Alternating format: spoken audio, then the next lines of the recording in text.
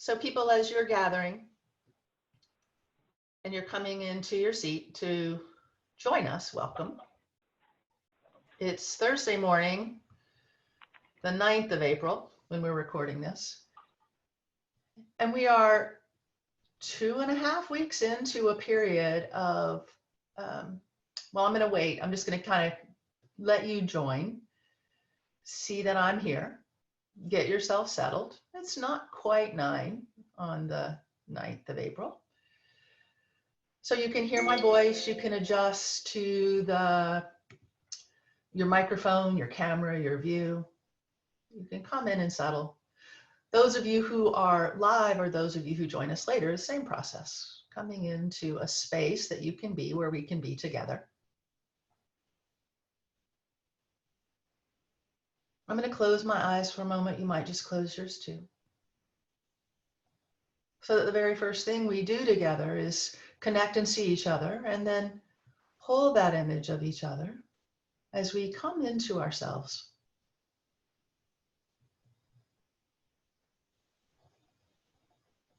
Let everything else fade away, but the presence of this moment in yourself. So technology sorted, hopefully. Seats sorted, hopefully. Getting online, figuring it out, all of those things that we do. And then after we do, we enjoy being. With the accomplishment of having figured those things out. So if you're joining now, we are here. You can use your eyes and see me in this frame, see me in this place. And then close your eyes. And together now, let's take 5 breaths. And as you take these 5 breaths, feel these breaths come in your nose and move down through your body, and perhaps all the way to your pelvic floor, moving down.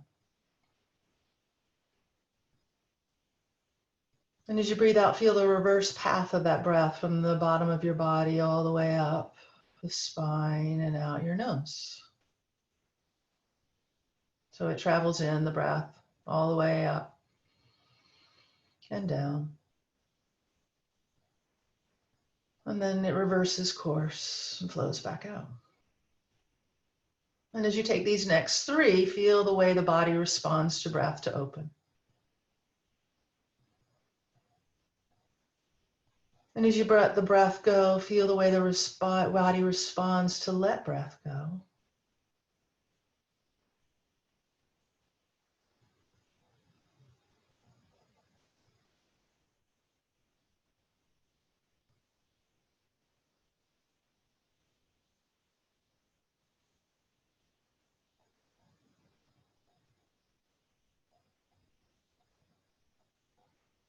All right.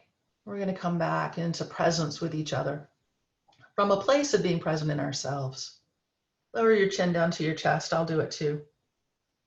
And as you do that, feel the weight of your head now as something that you can move gently side to side in order to release the weight on your shoulders.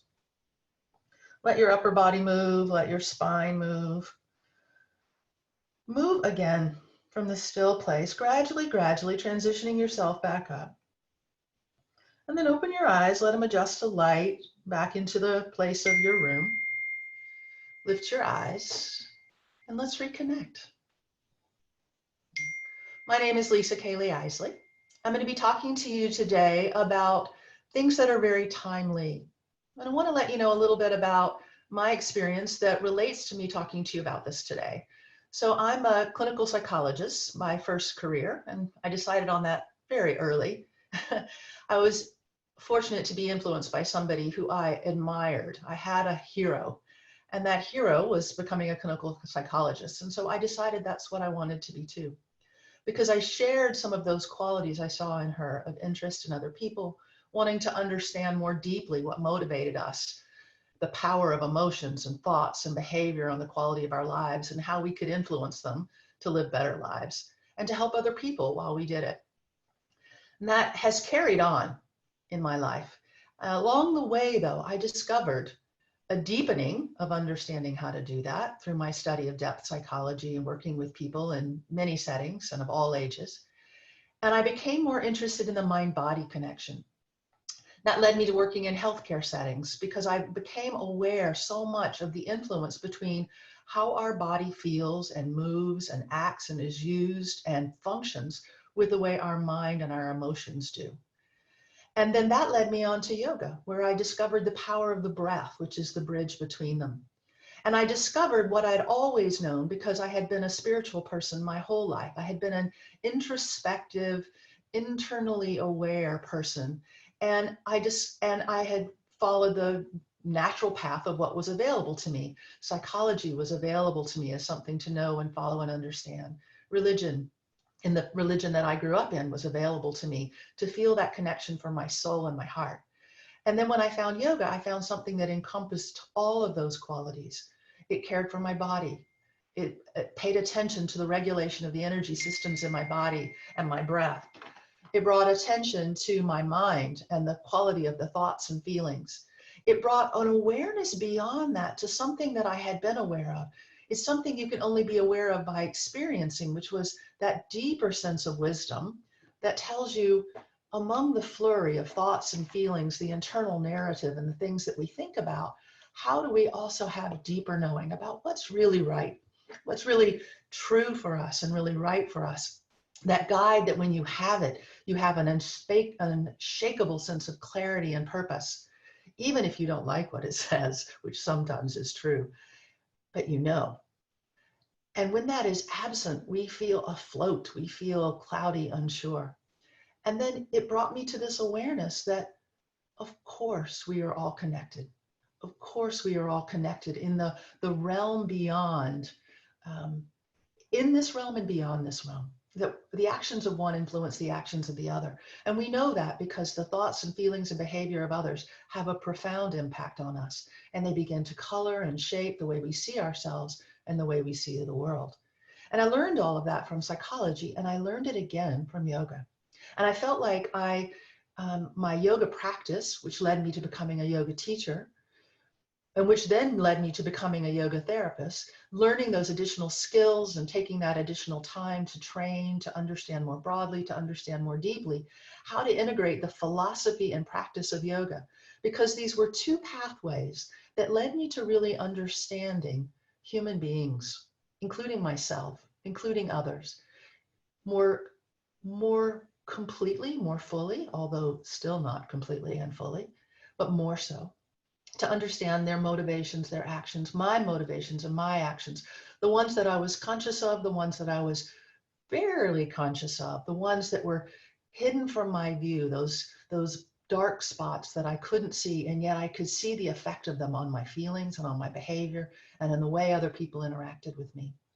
And it awoken within me a desire and a support and a structure for figuring out how to nurture, come to know, understand, explore, work with all of myself, and more fully all of the people that came into my world to be the people that were mine to be engagement with. We can't take care of everyone. It feels like too big of a burden, but we can take care of those people that are in our world to be taken care of. And the best we can do that for ourselves, the best we can do that for others, it's a mutually interactive and interdependent thing. So when things happen and I see the impact on me and I see the impact on others, I always want to understand. And so I turn to the sources of people who know and understand more than me. And I turn to my own inner self to begin to understand and see. I pay attention to the things that arise and the way that influences my behavior. And that evolution of my self from psychologist to yoga teacher to yoga therapist to yoga therapy educator is really followed this path of my own trying to understand and share with others what I've understood, and through sharing with others, actually in a mutually influential loop, come to understand more myself as well. So I bring all of that now to bear to this current situation where I realize that today we are recording this on the 9th of April. I keep having to remind myself what day it is because the days are just going into each other when the normal structure of events has fallen away in some ways. We have been living as a society, as we know, and I'm speaking to you from London, which is a very busy, very active city. And our experience is of going, is of being active, of moving, and of being what we know to be sympathetically overactivated. I've been watching lots of these other Health Flicks lectures. I hope that you have. There's been a tremendous amount of information. And I'm going to give you some more information. I'm going to also rely and hope that you've seen some of these other talks and that your own experience in other ways, you have some of this information that I'm going to reference. And if you don't have more information about it, go to Health Flicks and watch some of these talks because a lot of it is there. It's available to you. But what I'm going to also try to do in my own way is take that information through the process with which I've worked with it, metabolized it, digested it, come to understand it, integrate it with my own experience of myself and working with people, and try to give it to you back in a more digested form where you can use it. I am reminded of a lecture that I listened to with my teacher's son, and he was sharing some teaching that his father had given him, and he said, "I'm like a baby penguin. The father goes out and gathers food and he chews it and then he puts it kind of pre-digested in the baby's mouth. And I am that baby penguin. I have benefited from somebody coming to me before and sharing this knowledge with me. And then I can absorb it in this pre-digested form. And so what I'm trying to do is give that back to you in that same kind of way so that some of the work is making it a little easier for you. So I'm going to reference some of these things, and if you don't know them, please also find additional sources. So the sympathetic nervous system is the activity part of our autonomic nervous system. It gets us to go, it gets us to move. In the yoga system, it's rajas, it's the activity that gets us to move. And in that system of the rajas system or the sympathetic nervous system, there is activity that is healthy and productive, and we know how that feels. But when we feel certain situations that trigger us that there is danger, then we move into another part of activation in the sympathetic nervous system that has two branches. And those two branches are, we call them fight and flight. One of them is that we're going to run away from a situation. And another is we're going to move more closely into it and try to remove it by aggression, whether that's verbal or physical or in whatever way. We're trying to aggress and make the problem go away, get rid of it, or we're trying to run away from that problem. And we have a tendency to do one or the other based on our temperament, based on our previous experience about what worked for us, based on our sense of what our capacity is to do one of those successfully. And we tend to stick with whatever we've done before and whatever worked before. And as the earlier we learned these things, the more deeply they are ingrained in a level that's kind of unconscious and very old and very strong. So we've been living in a world where we experienced danger. We did one of those two things. And we've been encouraged to be active. We've encouraged to be active. And when we are in a state of danger and we can't be active in one of those ways, we don't have the capacity to fight successfully, we don't have the capacity to run away successfully, then there's another branch of the autonomic nervous system, which we used to think it was a third part of the sympathetic nervous system called freeze. And now, thanks to the work of Stephen Porges and polyvagal theory, we know it's actually the parasympathetic nervous system, this function that tells us not to act in a way that inhibits activity. So either action or inactivity. And we've been given this message in the last months, depending upon where you live, weeks, depending upon where you live, that instead of solving our problems by being active in the world, we need to stop. We need to stay at home. We need to shelter in place. We need to not come close to people. We need to not interact with people. We need to not seek some of the ways of comfort that we're used to seeking in comfort in physical connection and in social interaction. We're told to keep our distance, to stay at home. And that's a tough transition. And we're told to do this. The same thing that we're told to do this with is fear. And fear is the topic of my talk today. How do we handle fear? And the one way we've handled fear before, to be active, now we're being told to freeze. And in my teaching on this topic, one of the things that I often acknowledge is that people who find themselves in the situation where they need to freeze It is often the best choice. It is often what enables you to survive. And yet, we tend to not feel as good about ourselves when we freeze because we're not doing something. And as human beings, we tend to feel better about ourselves if we can do something, if we can take action, because we are beings that exist in the duality of needing to be active and needing to rest, but we tend to value activity and we tend to have more trouble with rest.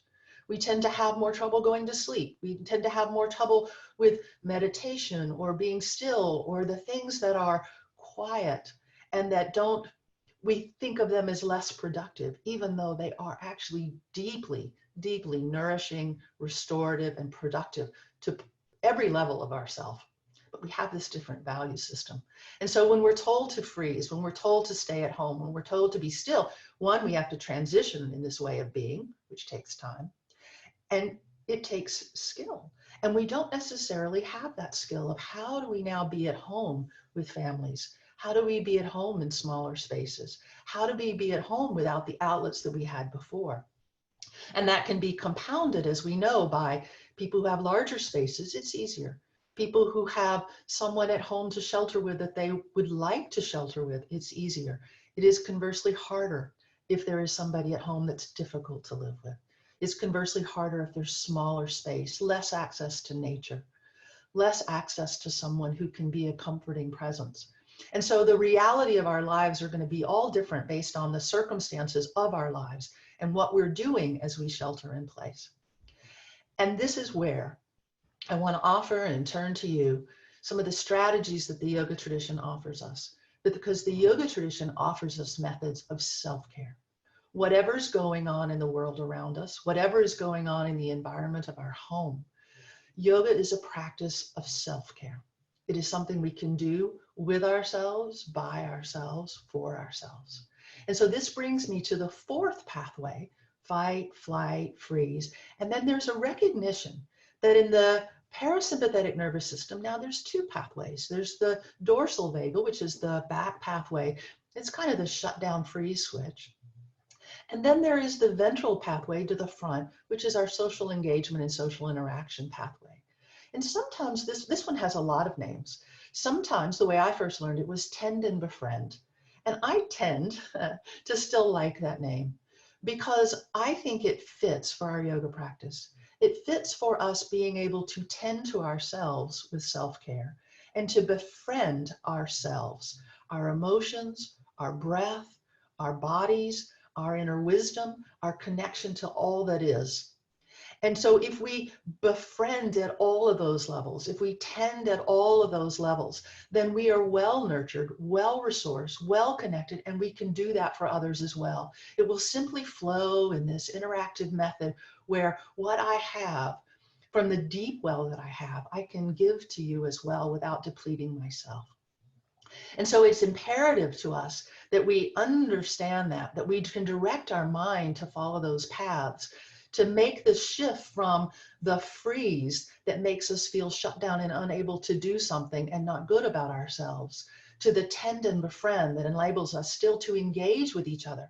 Right now, I'm in my home, you're in yours, whether you're watching this live or later. We are connected in presence with each other. It's hard for me to look at the camera rather than a person, but in that camera, what I am seeing is a person.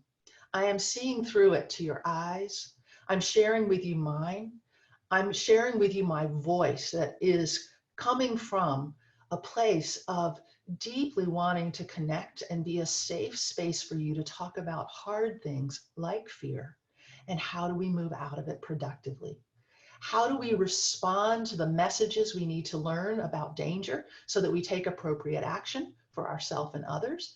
And how do we not let fear ripple out and take over so that it becomes a poison that contaminates the whole well of our being?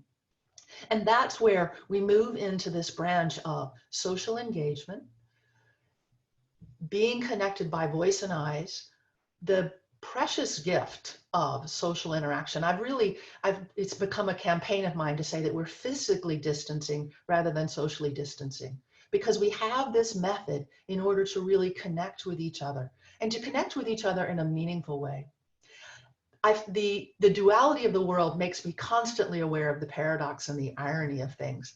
So I was one of those people who complained about how much we were on screens, who values the in-person connection, who didn't want to spend more of my time online. And now I find I am so grateful for the online opportunity to be with people. I had to conduct my classes online, to do interaction in one-to-one yoga therapy online, to talk to my friends and family online, to talk to you online, so that the barriers of distance no longer are barriers. And I think that the mindless being online, the distraction of being online serves a purpose. But what we also really need to focus more on now is the purposeful, the intentional, the real connection of being online with each other in a way that is deeply nourishing, provides a sense of safety, a place of trust and deep connection, so that in the midst of fear, we can feel connected in a safe and nurturing way. And this is what yoga practice gives us. It tells us that your body needs to be listened to and taken care of. And so in a moment, we're going to stand and move it. It tells us that the breath, and we connect in all the layers of ourself in a we can say ascending way, but starting with the body, we connect the body to the breath, and we move the body and the breath together, so that the process of yoga, the yoking together happens. And the yoking together happens in a harmonious way, so that those two things are in a harmonious relationship with each other, rather than in conflict, rather than at odds, rather than pulling in separate directions. So we yoke together the body, we yoke together the breath. And then we take the breath and we yoke it to the mind. And we have the mind and the breath move together so that they become regulated. They become integrated in a harmonious way. And then we can yoke together the body, the breath, and the mind, so that those three aspects of ourselves are moving harmoniously together. And we begin to feel a little more aware, a little more at peace with ourselves, even if we see that some part of us is a little more tight and rigid and needs some loosening up, or some part of us is a little too destabilized and needs to be stabilized and strengthened. Once we're aware, we can do something about it. And when we do something about it, we begin to feel more capable, and when we feel more capable, we feel more confident, and we have restored sense of self-trust in ourselves as somebody who can take care of ourselves, can make a difference in our lives. And that is essential to our well-being. Our nervous systems want to know that we can do that for ourselves, and then we can do it for someone else as well. So we learn in our yoga practice to do those things. And then we become aware as we yoke the mind then to the deeper knowing within ourselves. It's not just the mental chatter, the experience, the previous impressions, the things that we've learned at various stages in our lives. We connect to that deeper, deeper wisdom within that is clear and knowing and confident. And then we have a place to really put our self-trust when we can find that voice. And so we have to quiet all the other parts. We feed it, we nurture it, we well care for it so that it's nourished. And then we can move into this other part of ourselves. And then when we move into that other part of ourselves, we realize it's connected to everything else. And there's no way to deeply know that without experiencing it. So we create these conditions all the way along so that we can have that experience as well. I'm reminded when I think of this age in which we are having fear, that in this process is the same, but the thing we need to see is fear. And we need to see how fear deeply motivates us, always has, always will. Fear is one of the 5 kleshas, one of the 5 sources of suffering. And it starts from a fear of survival, and we're in that right now. We're in this place of fear of survival. We have a new situation that we have no vaccine for, we have no treatment for, we're just developing tests for, but we are doing all of that super fast with the intelligence that we have now. And it takes time, everything takes time. But what we're learning is that while we are doing that, we need to act responsibly.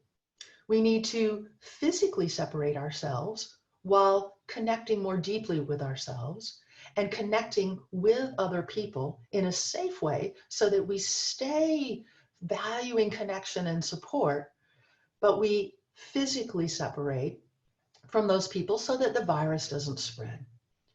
We need to let fear of what is a real threat, guide us into appropriate action without filtering over into being afraid of everyone, acting in an aggressive, harmful way with others, or feeling like we can't go back into interaction with others. So discerning how we do that, following what is wise and appropriate guidance, and taking appropriate action so that we feel capable and safe are those things that we need to really attend to, so that we can then put into practice the methods so that we emerge from this stronger, more deeply nourished, more deeply supported, regardless of our financial situation, our housing situation, the losses we may have experienced among our family and friends. All those things are going to happen, and we are going to have to be able to deal with them. So if we can deal with them from as good a place as possible, that will help. So what I'm going to suggest now is that we stand, and I'm going to move the chair. I'm going to step back further to my yoga mat. I'm going to ask that we sway. I make jokes. They're not always good jokes. But one of my jokes and one of my beliefs is that this is the perfect yoga pose. And normally I would ask people why, but now I will just tell you.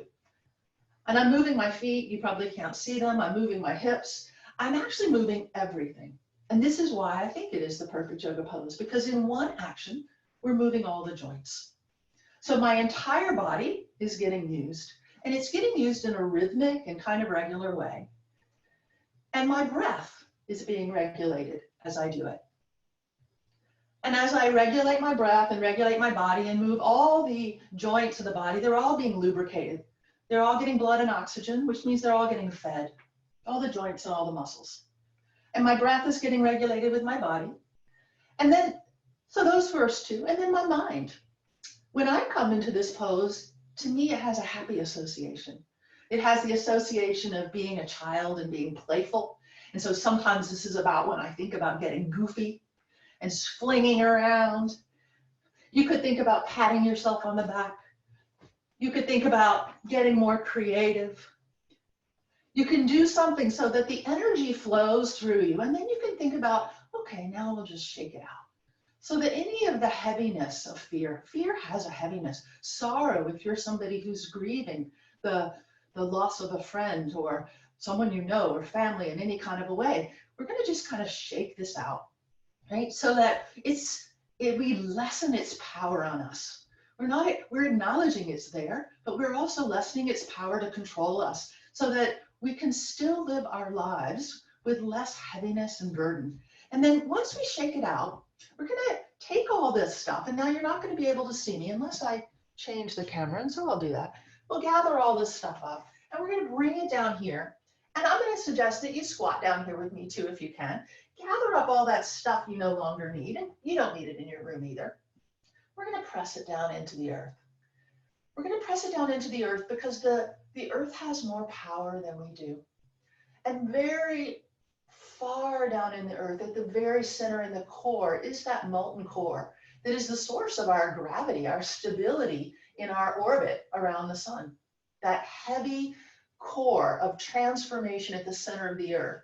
And we're going to send all of this down here, just like if you were burning up love letters that you no longer needed. And this is pain that you no longer need, sorrow that you no longer need in the heaviness in which you might be feeling it now or some point in the future, so that you can remember this and use it again. We're just going to press it into the earth, and we're going to offer it to the earth, and we're going to see it. Just use your mind to visualize that all that stuff is traveling down into the core of the earth. And you ask, please transform this pain. Pratipakshabhavanam, take what I'm feeling and allow it to change. All things change, but now I'm intentionally working toward that aim.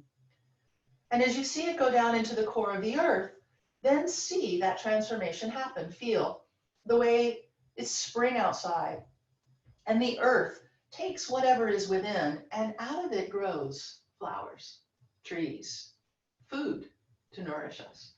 And see those flowers come up. See them emerge. And as you stand, spread them out. I'm going to change my camera angle again. And as I change my camera angle, share this, sort of spread it out, the beauty of the something new that has come out, and then bring it in to your own heart. Because we need to be transformed into a way in which we can keep living with ourselves. We can keep living with what it is that we need to see and feel and carry, and find that we can. And so I'm going to offer you a mudra now as well. And it goes like this. Everything that has already happened is in my chitta, in my mind, in the storehouse of my memories. And it's influencing. It's a samskara, it's an impression. And I only recently realized, I don't know how I missed it, but samskara, they're scars, these memory scars.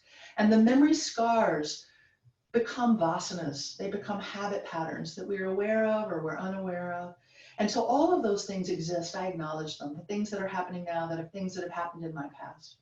And I recognize that I have the power, if I take some effort, some tapas, and I'm willing, I can change them. I can extend myself in some way. And then when I do that, I recognize, turn my hands into a lotus, little fingers and thumbs touch. I'll come closer in a moment so you can see this. A cup, a lotus flower, an open place to receive and experience something new. Anything that we do requires repetition. So I recognize again that all of these things that have happened to me. And I know that I can take some action in my life. It will take effort. I will have to extend myself into some places that may not be as comfortable or familiar or as skillful. And I know that once I do that, I grow, I change, I let go, and there is space and room for something else to happen. And I invite something good to happen. I recognize all the things that have happened. I want to see them because they have power to influence my thoughts and feelings and my behavior. And if they're outside my awareness, there's nothing I can do about them. So I invite the willingness to see. And I am willing to take some action, to learn something new, to try something out, to do something that I hope, based on my best knowledge and wisdom, will be helpful. And then I create within myself space for something new, a new experience. And I'm going to walk back to the screen now and show you these just a little bit closer in case that was too far away. We had our hands and we opened them as a book and we extended them. I rolled the palms so that they extended away to the front. Now they're very big. And then I brought them back and I made this chalice cup. Now this chalice cup, I'm going to invite you to bring the palms together so that whatever you've invited new in there, you're going to bring it palms together and down into your heart. I'm going to adjust this again just to make sure that you can see that my palms are touching right at this intersection point of my ribs and my heart and my diaphragm. And in this meeting place of my ribs and my heart and my diaphragm, I'm going to connect my hands so that from the best wisdom of my body and my mind and the center of breath and heart and the autonomic nervous system, the meeting point, I'm joining my heart and my hands so that my hands, symbol of action in the world, are guided from this place. And I'm going to bow my head down so that the knowledge that I have, the knowledge that has been transmuted from information to knowledge and then more deeply into wisdom, also will influence and be connected in a circle with my heart and my hands so that I bring all of the best of me to bear. My understanding, my compassion, and my action. And I acknowledge within myself the gift of life, the consciousness that gives me life. And that within you too, as you're doing this action now or later, that consciousness exists, connects all of us. Even if we're physically separate, it always has, it always does. Take this moment to set an intention for the rest of this day. To let the wisdom the compassion inform our action, so that we come from a place not of fear, but of deep capacity. Namaste. Thank you, everyone, for being willing to come along with trying some things to do. I want you to bring your hands now to your belly. We're getting close to the time for questions, but I'm going to guide you a little bit longer to do this. Take your hands, and they can be, I'd like them to be a little bit of weight. And ideally, what I'd like is for you when you're sitting, to let the hands really rest there so that you feel the presence of them. And they're low. Let's see, low down. Thumbs are about navel center, rest of palms on the low belly, so that our attention moves down to the bottom end of where the diaphragm moves to breathe. And then from that place, we begin to breathe out. So we're going to breathe in, and as we do, feel the breath, as we did at that very beginning, move in through your nose. You actually feel the breath in your nose, and feel it begin to move down through the lungs, through the diaphragm, and all the way down to the pelvic floor, which also moves down. And you'll feel your hands expand away from your spine. And then as you exhale, diaphragm slightly in, navel in and up, and the breath is going to move back out. And we're going to keep the hands there so we bring extra awareness to this part of movement of the breath. The breath is doing all of those things I just said, but we're going to tune our attention. We're going to focus our minds right here. As you breathe in and you breathe out, focus your mind right here. And as you absorb your mind in breathing, connecting those two, let the other thoughts that fill your mind the rest of the time fade into background or let go as they arise. Feel the movement of your hands as they rise and fall along with your body. So we're joining up your mind, your body, your breath in a very simple action that you can do anytime, anywhere. You can do it in bed if you're having trouble sleeping. You can do it in a meeting when your hands are down here and your vision's up there. You can do it lying on your back. But we're going to do 5 more where we close our eyes. I'll invite you to, and I'm going to too. Just feel the breath come in and all the way down into you. And feel the breath flow out. And for these next 4, just be with yourself in silence as you do it.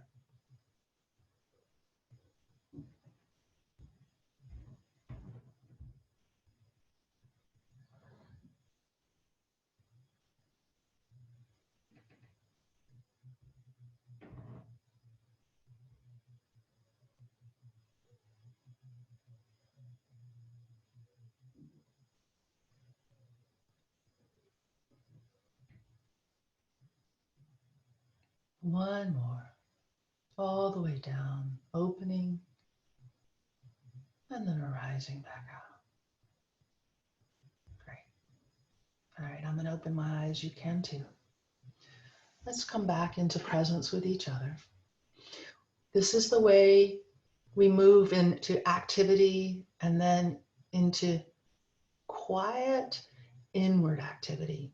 We look out into the comforting eyes of another, and we look into the messages we need to hear about ourselves. We tend to ourselves. We befriend our breath and our bodies and our minds. Even the thoughts that we are uncomfortable with, we see them and we welcome them because they're showing us something about ourselves. And then we offer that same to others. We take some time to move beyond just those 3 into an awareness of the deeper wisdom, and then we connect out into the greater wisdom so that we are resourced by something that is more powerful and bigger than ourselves. We feel connected and readily restored by it. So to close before questions, I'm going to chant. I really like to chant. Chanting is a traditional yoga practice for the mind. Its mantra is words that were said to be revealed by people who were in that deeper state of knowing. And in order to convey their experience, they use these words. And when we use these words, they're like a, if you ever read the Harry Potter books, I think of them as a port key. Like I connect to this mantra and it takes me to that place. it helps me to experience too what somebody else did, so that then I do have that real lived experience of doing this. And so I'm going to, oh, I got distracted looking at the one person I could see, which was me, and stop looking at you for a moment because I'm so drawn to faces, but I'm coming back. So I chant mantras because mantras have that capacity to change us, to align us with an attitude and a way of feeling that we want to connect to. And that it is the method in order to begin to embody those attitudes, to actually feel them and create the conditions in which they can come true.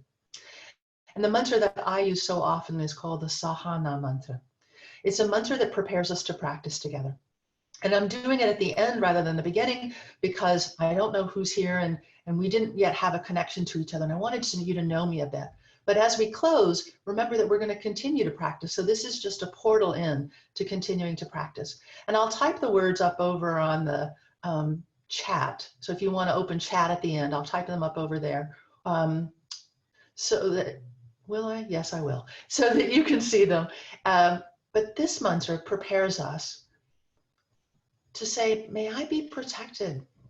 We want to feel safe. That's why all those danger and fear systems exist. We want to feel safe. We need to feel safe. We need a place where we feel safe, even if in the midst of some other things that are dangerous. We need a safe place. So we want to create that for ourselves and others. May I be protected. And as we group chant that, we are asking that we all be protected. We want to be nourished, not only protected and not harmed, but nourished and fed and tended. We want to be taken care of and fed and resourced. In order to make choices, we need to see ourselves clearly. We need to see really what's going on and who we are in our lives. We need to see ourselves so that we can see others clearly. So we see what's coloring our view. And then we need energy. We need vitality in order to be able to take our action that is ours and our purpose to fulfill in this world. So those are the 4 attitudes we're cultivating in ourselves and really with each other. And then the 5th one is a sense of harmony rather than conflict. There are various words that came to my mind. That's why I paused for a moment. We want to emphasize the positive connection rather than the easy negative connection that we can sometimes get into with each other.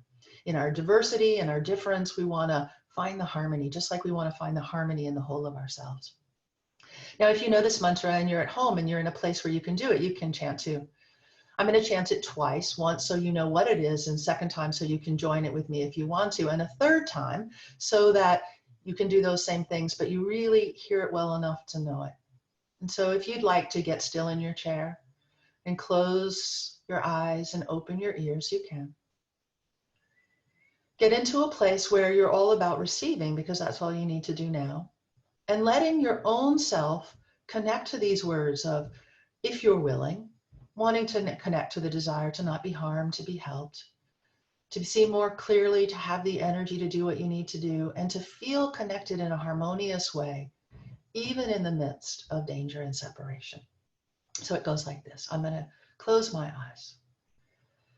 Sahana bhavatu, sahana bhunaktu, sahaviryam karavavahai, tejasvina vadhitamastu, ma vidvishabhai. If you only know this part, it's the harmony part, you can join with me.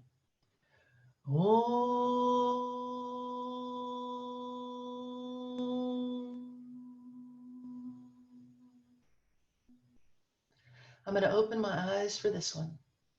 I'm connecting with you. Sahana bhavatu, sahana bhunaktu, sahaviryam karavavahai, tejasvina vadhitamastu, ma vidvishavahai.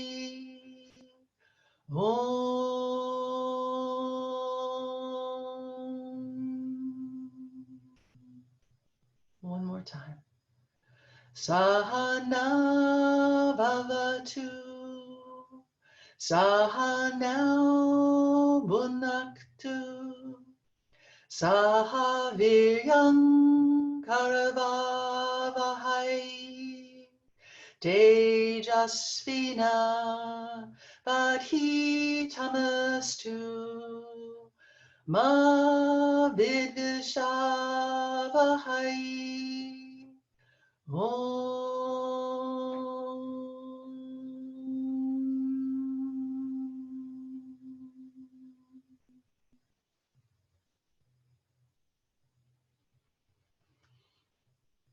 If you want to learn this mantra, you can watch this on record. You can play it again and again if you want to connect to that.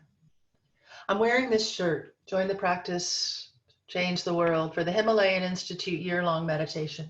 If you'd like some additional support and resources to guide you in breathing and meditation, you can go to himalayaninstitute.org, year-long meditation, and join. We're trying to get people around the globe to meditate for 1,000,008 hours in order to bring change in the collective consciousness. And right now there's coronavirus in 150 something countries, and we have meditators in 130 something countries. So we're very close to accomplishing an equally powerful force, and maybe even more powerful because there's lots of people in those countries doing it. So I want to thank all of you for your time and your attention. Put anything that was valuable to you in this into practice in your own life. And now I'm going to turn to your questions. So I'm going to put glasses on and see if there are some questions. How do you advise intention to breathe to movement becoming less of a cognitive process? How do you advise intention to breathe to movement becoming less of a cognitive process? Well, asana is the greatest way to do that, because as we move in a particular way that I've learned in the Vinaya yoga tradition, we move in a way called repetition and stay, which means that rather than moving through a series of different poses, which we also do, you move in and out of 2 poses. And this allows you to become more focused in a simple action, more mindful and more connected to the breath. Whereas if we're moving between actions, we can certainly do those things as well, but it adds a layer of complexity. So we begin with simplicity and then we add on with complexity. So say you were doing a cat-cow. Hands and knees on the floor. As you inhale, arching the spine and feeling the transformation of the spine to lift at the tailbone and arch in a continuous curve all the way up through the throat and the head, and then reversing as you exhale, curling the chin in, rounding the back and feeling the reversal of the spine all the way down to the tailbone again. And as you do that and you bring your attention to the movement of the body and your mind moves through the body with your breath, then it's all 3 interacting rather than more of a mental control. Once we've got the mind and the body moving together, then we can move into the breath and the mind moving together, and we can use a visualization of moving attention like I did. So I could have done even more to cultivate the visual imagery of the mind or the felt interoceptive awareness of the body by feeling the breath move into the body and the mind. And then we would have the experience of moving the body, and then we would have the near experience of moving the breath. And we can move from the more gross to the subtle more seamlessly because we can move from one experience to the other. I'm hoping that helped. I'm going to move over to chat. Somebody shares my sense in physical distancing versus social closeness. I'm happy to hear that. They'll share the recording. Thank you for being together. You're so welcome. Thank you. Glad you found it useful. Well, some very nice words of support. So that's really nice because I, of course, want to share things that are helpful. If there are any questions, I think we're, close on time. But if there are questions, let me know and I'd be happy to answer them. I'm going to type I think I have to figure out how to get you the mantra. You know what I'm going to have you do? Just search for the Sahana mantra. You can find it. And listen to this recording. You can hear the words. It's powerful. I try to do it every day. That's really part of my daily practice, because those attitudes that we create in our mind that are positive and enable us to cope with whatever life brings us, enable us to deal with even the dangerous, the scary, the sad situations in life. So I thank you all. Be well. Follow through on what's wise to keep you safe, and then follow through what's wise to keep you healthy mentally and in all other ways. I have appreciated this time to be connected. Namaste.